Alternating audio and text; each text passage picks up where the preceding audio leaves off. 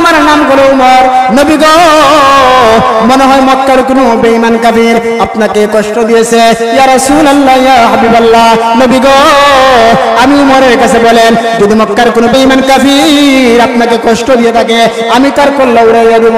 ইয়া রাসূলুল্লাহ, ইয়া হাবিবাল্লাহ, ওগো নবীজি, কয়েকটা দিন হয় যে আপনার চেহারা দেখি না, আপনার নূরানি চেহারা দেখি না। নবীজি, মনে হয় আপনার সাথে বেয়াদবি করেছি, আমাদেরকে মাফ করে দিন। সাহাবায়ে কেরাম আপনাকে দেখার জন্য পাগলের মতো হয়ে গেছে।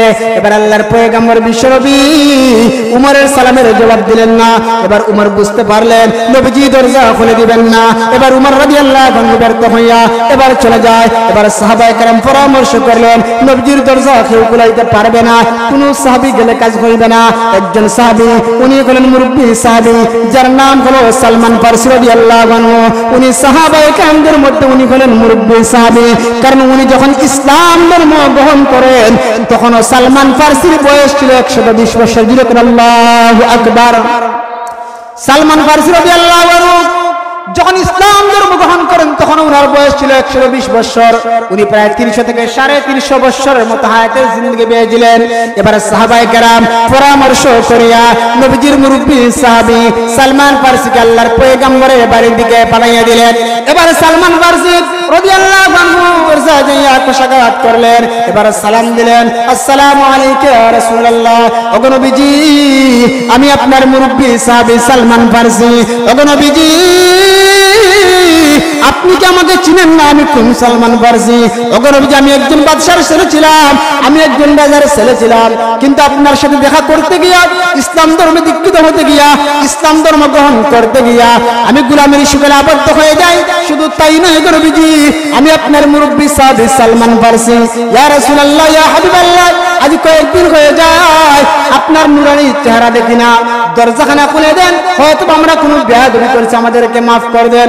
আল্লাহর নবী বিশ্বনবী রাহমাতুল লিল আলামিন দরজা খুলে দেন না।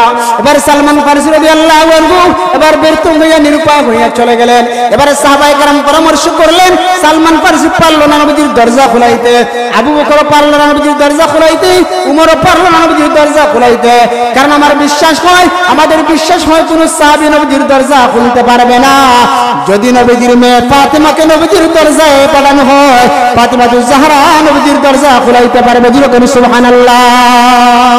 আমার পানের ভাইরা, এবার সাহাবায়ে কেরাম এবার হযরতে ফাতিমাতুজ জাহরা রাদিয়াল্লাহু আনহাকে আল্লাহর পয়গম্বরের কামরার দিকে পাঠাইলেন। ফাতিমাতুজ জাহরা রাদিয়াল্লাহু আনহা আল্লাহর নবী বিশ্বনবী রাহমাতুল্লাহ আলাইহির কামরার মধ্যে যাইয়া কোষাঘাত করেন, আঘাত করলেন, আসসালামু আলাইকা ইয়া আবি, হে আমার আব্বা, আমি আপনার মেয়ে ফাতেমা।